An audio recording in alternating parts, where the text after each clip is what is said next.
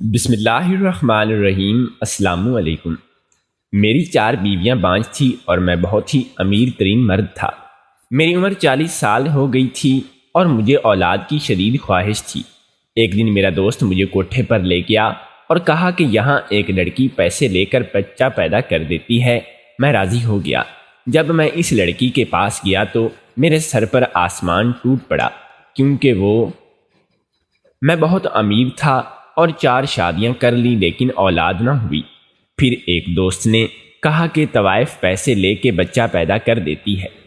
میں نے اس عورت کو گھر بلا کر اس کا نقاب اتارا تو میرے اوسان خطا ہو گئے، کیونکہ میں اپنے دوست کے ساتھ جس جگہ آیا تھا وہاں کے لوگ راتیں جاگتے تھے اور دن سوتے تھے۔ ہر طرف گانوں کی آواز اور ڈھولک کی تاب کے ساتھ گنگڑوں کی آوازیں بھی آ رہی تھیں۔ میں اپنے دوست کے ہمراہ تیزی سے قدم اٹھاتا ہوا جا رہا تھا۔ اس وقت میرا دل بہت تیزی سے دھڑک رہا تھا۔ میں امیر شخص تھا، میرے پاس دولت کی کوئی کمی نہیں تھی، لیکن یہ سچ بھی تھا کہ میں عیاش پرست ہرگز نہیں تھا۔ بازار حسن سے مجھے کوئی غرض نہ تھا، بلکہ میں تو گردن نیچے کر کے چل رہا تھا، کہیں مجھے کوئی پہچان نہ لے، کیونکہ میرا شمار اسلام آباد کے بڑے بڑے بزنس مین میں سے ہوتا تھا۔ مجھے تو اپنی عزت کے لالے پڑتے ہوئے تھے۔ یہ میری بہت ہی بڑی مجبوری تھی جو کہ مجھے یہاں لے آئی۔ کافی پرانی عمارتیں تھیں، چھوٹی چھوٹی گلیاں تھیں، ہر منزل عمارت سے ناچ گانے کی آوازیں گونج رہی تھیں۔ عمارتوں کے باہر منہ کے پان دبائے اس کوٹھے کے دلال کھڑے گاہکوں کو اپنے کوٹھے میں جانے کا کہہ رہی تھی، ساتھ ہی بے باک سے جملے بول رہی تھی۔ صاحب، ہمارے کوٹھے کو عزت بخش کے تو دیکھو، آپ کی طبیعت حشاش بشاش ہو جائے گی۔ یہ سب باتیں سن کر خفت اور شرم سے میرا چہرہ سرخ ہو گیا تھا۔ میں نے کبھی ایسی گفتگو نہیں سنی تھی، لگتا تھا جیسے کوئی کاروباری کپڑا بازار ہو اور دکاندار اپنی چیزوں کی تعریف کر کے اسے بیچ رہا ہو۔ کیا عورت اتنی سستی ہے اور معمولی سی چیز تھی؟ بہرحال میں دل ہی دل میں دوست کی بات مان کر بہت پچھتاتا آ رہا تھا۔ مجھے یہاں آنا ہی نہیں چاہیے تھا، یہ بہت بڑی غلطی تھی۔ میرا جی چاہ رہا تھا کہ میں یہاں سے واپس چلا جاؤں کہ جب ایک کوٹھے کے پاس جا کر میرے دوست نعمان کے قدم رکے تھے۔ اس سے پہلے کہ میں انکار کرتا، نعمان نے میرا ہاتھ پکڑا اور اس عمارت کی سیڑھیاں چڑھنے لگا۔ سیڑھیاں سیمنٹ کی بنی ہوئی تھیں، سیڑھیوں کی دیوار پر پان کے داغ لگے ہوئے تھے، عجیب سی بدبو پھیلی ہوئی تھی۔ ہم لوگ اوپر گئے تو صحن میں سفید چاندی بچھی ہوئی تھی اور شراب اور گلاب کے پھولوں کو مل کر ایک عجیب سی بو کا احساس ہوا تھا۔ سامنے سفید چاندنی پر سرخ رنگ کے تکیے لگائے شائقین اس لڑکی کا رخص دیکھ رہے تھے۔ وہ لڑکی کے پاؤں میں گھنگرو پہنے گیت اور گانوں کے دھن پر رقص کر رہی تھی۔ سامنے ایک کونے پر ہارمونیم اور ڈھولک والے بیٹھے ہوئے تھے جو الگ سے ہی اپنا ایک راگ بجا رہے تھے۔ سامنے تخت پر ایک ادھیڑ عمر خاتون منہ میں پان لیے اس لڑکی کے رقص کو دیکھتے ہوئے پان پھیلا رہی تھی۔ مجھے وہاں کا ماحول دیکھ کر وحشت سی ہوئی تھی۔ میں نے نعمان سے کہا کہ چلو یہاں سے، مجھے یہاں کوئی بات نہیں کرنی۔ تو وہ کہنے لگا، ارے مرد بنو، کیوں اتنا گھبرا رہے ہو؟ یہ کہہ کر وہ مجھے اس تخت پر بیٹھی عورت کے پاس لے گیا۔ وہ شاید نعمان کو جانتی تھی۔ مجھے اس کے ساتھ دیکھ کر سر سے پاؤں تک نعمان سے آنکھوں کے اشارے سے پوچھنے لگی کہ یہ کون ہے؟ نعمان نے کہا، میرا دوست ہے، اسے حسنہ سے ملواؤ، اولاد چاہیے اسے۔ اس نے ادھر میرے آنے کی فوراً اصل وجہ بتا دی۔ اس عورت نے پہلے گلدان میں پان کی پھینکی اور مجھے دیکھنے لگی، کہنے لگی کہ بیٹھو میاں، یوں کھڑے کھڑے تو بات نہیں ہوگی تم سے۔ میں وہاں رکنا ہی نہیں چاہتا تھا، بس میری مجبوری اور بے بسی مجھے یہاں لے کر آئی تھی۔ میں تخت کے ایک کونے پہ جا بیٹھا۔ وہ کہنے لگی، دیکھو صاحب، میں پیسوں کی کمی نہیں کرتی، پورا مال، لڑکی میرے کام کی نہیں رہتی، تیرے بچے اور اپنے وجود میں پالے گی تو بظاہر ہے کما کر تو نہیں دے گی، نہ اسی لیے 10 لاکھ لوں گی، آدھی رقم پہلے دینی پڑے گی۔ میرا دل اب اندر سے بے چین تھا۔ میں نے ایک نظر نعمان کو دیکھا تو وہ مجھے اطمینان دلانے لگا۔ میں نے کہا کہ میں لڑکی کو یہاں نہیں رکھوں گا۔ وہ کہنے لگی کہ 15 لاکھ۔ میں نے جیب سے اپنے چیک بک کو نکالی اور 15 لاکھ کا چیک اسے دے دیا۔ میرے لیے پیسوں کا کوئی مسئلہ نہیں تھا، اس عورت کی آنکھیں پھٹی کی پھٹی ہی رہ گئیں جب میں نے اس سے 15 لاکھ کا چیک لیا۔ پھر وہ مجھے دیکھ کر مسکرانے لگی۔ پھر اس نے ایک لڑکی کو پکارا، ارے او چمبیلی کہاں مر گئی؟ اس کی پکار پر وہ لڑکی اس کے پاس آ گئی۔ وہ سانولی سی لڑکی چہرے کے نقش میں کشش تھی۔ کہنے لگی، حسنہ گاہک ہے، اسے کہو کہ تیاری پکڑ لے۔ اور اس سے پہلے کہ وہ چمبیلی نامی لڑکی کو حکم کی تعمیر کرتی، میں نے اسے کہا، پہلے میں لڑکی دیکھنا چاہتا ہوں۔ لڑکی خوبصورت ہونی چاہیے، مجھے بچہ خوبصورت چاہیے۔ میری بات سن کر وہ عورت کہکا لگا کر ہنسنے لگی۔ ہاں جا کر دیکھ لو، ہوش نہ اڑ جائیں تو کہنا، جا چمبیلی صاحب کو حسنہ کا دیدار کرواؤ۔ وہ چمبیلی مجھ سے کہنے لگی، آئیے صاحب۔ میں کھڑا ہو گیا، اس چمبیلی نامی لڑکی کے ساتھ چلنے لگا۔ وہ لڑکی مجھے ایک کمرے کے باہر چھوڑ کر چلی گئی۔ پہلی بار میرا دل بڑی زور زور سے دھڑک رہا تھا۔ اس اولاد کے حصول کی خواہش نے مجھے کہاں سے لے جا کر کھڑا کر دیا تھا۔ ایسی حالت تو کبھی میری اپنی بیوی کے کمرے میں جاتے ہوئے بھی نہیں ہوئی تھی۔ شاید بات جائز یا ناجائز کی نہیں تھی، میرے لیے جائز ہے، اور یہ لڑکی اب تو میرے بچے کو اپنے کوکھ میں جنم دے گی۔ لیکن میری بے بسی تھی کہ میں اس راہ کو چننے پر مجبور تھا۔ جب میں نے کمرے پر دستک دی تو اس نے کہا، کون ہے؟ آ جاؤ اندر۔ میں نے دروازہ کھولا تو سامنے ایک لڑکی آدھے گھونگھٹ میں نکالے سجی سنوری بیٹھی ہوئی تھی۔ میں نے بڑی مشکل سے اسے بس ایک نظر دیکھا، پھر کمرے کو دروازہ بند کر دیا اور اس کے پاس آ کر بیٹھ گیا۔ میں نے اب تک اس کا چہرہ نہیں دیکھا تھا کیونکہ وہ گھونگھٹ نکالے بیٹھی ہوئی تھی۔ میں نے اس کے سامنے جا کر بیٹھ گیا، لیکن خود میں اتنی ہمت نہیں ہو رہی تھی کہ اس کی طرف دیکھوں۔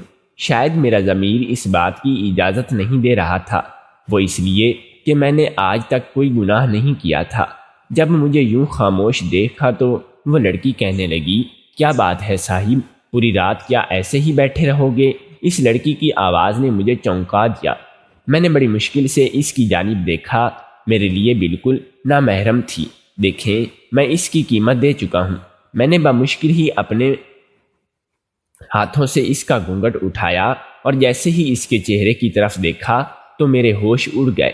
وہ تو میں ایک دولت مند امیر کبیر شخص تھا، باپ دادا کی کروڑوں کی جائیداد کا اکلوتا وارث۔ میری بدقسمتی یہ تھی کہ میں بے اولاد تھا، میں خاندانی رئیس تھا۔ میری پہلی شادی میرے والدین کی پسند سے ہوئی تھی۔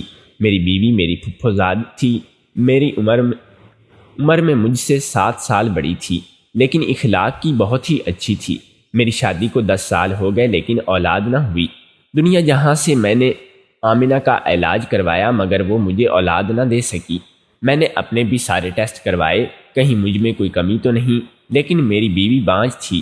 10 سال کا عرصہ گزرنے کے بعد میں نے آمنہ سے کہا کہ مجھے دوسری شادی کرنی ہے کیونکہ مجھے اولاد چاہیے۔ میری بات سن کر چند دن تو بہت روئی، پھر اس نے مجھے دوسری شادی کی اجازت دے دی۔ لیکن پھر تو جیسے وقت ایسے ہی گزرنے لگا جیسے 5 سال میں نے اپنی 4 بیویوں کے ساتھ گزارا لیکن مجھے اولاد نہ ہوئی۔ 25 سال میں نے شادی شدہ زندگی کے گزارے تھے، عمر اب 40 سال کی ہو گئی تھی۔ میں اپنی بیویوں کا علاج کروا کے تھک چکا تھا۔ نہ جانے مسئلہ کیا تھا، ہر بار میری رپورٹ ٹھیک آتی تھی، بس بیویوں یہ صلاحیت نہیں رکھتی تھی۔ کبھی کبھی میری عقل اس بات کو تسلیم نہیں کر پاتی تھی۔ مسئلہ ایک بیوی میں ہوتا تو سمجھ میں آ جاتا، 4 بیویوں میں ایک ہی مسئلہ تھا۔ بہرحال اب میں 5ویں شادی نہیں کر سکتا تھا، اس لیے مجھے اپنی ایک بیوی کو چھوڑنا تھا، لیکن میری ساری بیویاں ہی نیک اور بہت ہی اچھے اخلاق کی مالک تھیں۔ میں کیسے ان میں سے کسی ایک کے ساتھ زیادتی کرتا، لیکن عمر کے جس حصے میں پہنچ چکا تھا آگے بڑھاپا ہی بڑھاپا تھا، اس لیے اب تو مجھے اولاد جلد از جلد چاہیے۔ میں نے اس سلسلے میں جب نعمان سے بات کی تو اس نے مجھے یہ راستہ بتا دیا جو سراسر گناہ کا تھا۔ پہلے تو میں نے فوراً سے انکار کر دیا۔ میں نے کہا کہ میں خاندانی شریف انسان ہوں، ایک طوائف سے کیوں اولاد پیدا کروں گا؟ وہ کہنے لگا کہ پھر ایک بیوی کو طلاق دے دو، تمہاری پہلی بیوی بھی اب بیمار رہنے لگی ہے۔ نعمان کی بات سن کر میں نے کہا کہ اسی وقت ہی تو اسے میری سب سے زیادہ ضرورت ہے، میں اسے کیوں چھوڑ دوں؟ وہ مجھ سے کہنے لگا کہ پھر اپنی عمر دیکھ لو، بڑھاپے میں تم قدم رکھ چکے ہو، بس وقت گزرنے کے ساتھ ساتھ اولاد ہونے کے چانسز بھی کم ہو جائیں گے۔ بات تو نعمان کی ٹھیک تھی، مجھے اولاد چاہیے تھی۔ نعمان کہنے لگا کہ جو میں بتا رہا ہوں اسے تجھ میں بچے یا پیدا ہو جائے گا اور تمہیں پانچویں شادی بھی نہیں کرنی پڑے گی، پھر تم دنیا کو کہہ دینا کہ 4 بیویوں میں سے کسی ایک سے بچہ ہوا ہے، کسی کو کبھی بھی خبر نہیں ہوگی۔ میں کافی دن تک اس بات پر سوچتا رہا۔ اولاد کا حصول اس وقت کے لیے بہت ہی ضروری تھا، ورنہ میرا نام لینے والا بھی کوئی نہ ہوتا۔ پہلے تو میرا جی چاہا کہ میں اپنی بیویوں سے مشورہ کرتا ہوں، لیکن ظاہر ہے وہ مجھے کبھی بھی ایسا مشورہ نہیں دے گی۔ میں بے حد پریشان تھا۔ انہی دنوں میں اپنی اولاد کے حصول کے لیے پریشان تھا اور دوسری طرف میری پہلی بیوی پہلے سے زیادہ بیمار رہنے لگی تھی۔ میں نے اپنی باقی بیویوں سے اجازت لی اور زیادہ وقت پہلی بیوی کو دینے لگا۔ خود سے 3 سوتنیں برداشت کی تھیں، لیکن میری بیوی میں یہ لڑائی جھگڑا بالکل نہیں تھا، آپس میں مل جل کر رہتی تھیں۔ پھر میں نے شادی کے معاملے میں اب تک کم عمر لڑکی کا انتخاب نہیں کیا تھا۔ میری باقی تینوں بیویاں بھی اچھی عمر کی تھیں، کوئی یتیم، کوئی بے سہارا۔ میں نے شادی ایسی ہی لڑکیوں سے کی تھی تاکہ انہیں سہارا بھی مل جائے اور مجھے اولاد۔ لیکن قسمت کا عجیب ہی کھیل تھا کہ چاروں ہی بیویوں میں مسئلہ تھا، لیکن مجھ میں نہیں۔ میں بے حد پریشان تھا۔ میں کسی بھی بیوی کو چھوڑنا نہیں چاہتا تھا، لیکن جو نعمان نے راستہ بتا دیا تھا اسے بھی میرا دل نہیں مان رہا تھا۔ لیکن بہت سوچ بچار کے بعد میں نے آخر کار اس فیصلے پر پہنچ ہی گیا۔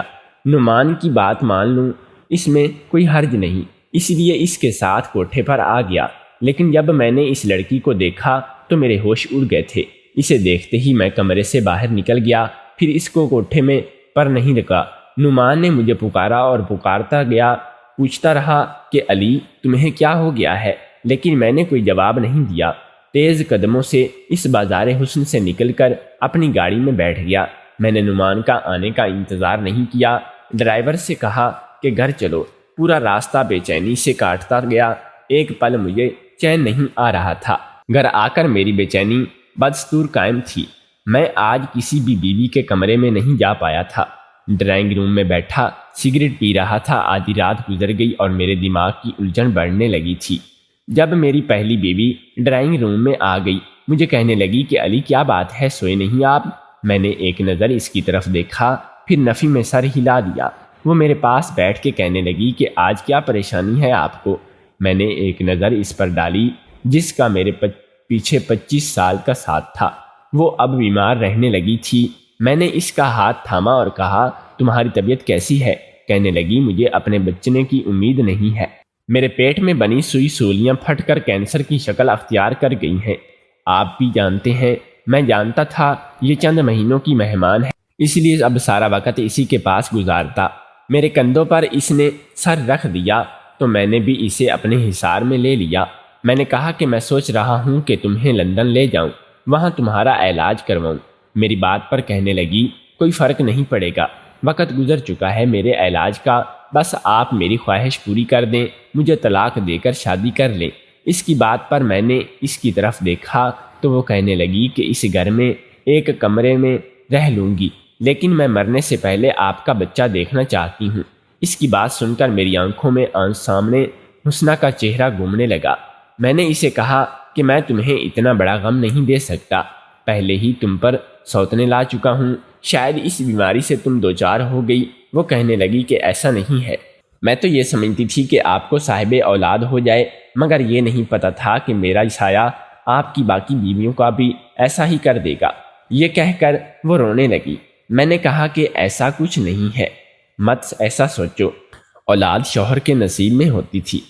میری بات سن کر وہ کہنے لگی کہ آپ نے شادی ہمیشہ بے سہارا لڑکیوں سے ہی کی تاکہ آپ کی کوئی نیکی اللہ کو پسند آ جائے، تو پھر رات کو اس طوائف خانے سے کیوں بھاگ کر آ گئے؟ اس کے منہ سے یہ سن کر مجھے حیرت کا جھٹکا لگا۔ میں نے کہا کہ تمہیں کس نے بتایا؟ میری بات سن کر اس نے ایک گہری سانس لی اور کہنے لگی کہ وہ چھوڑ دیں، میری بات کا جواب دیں۔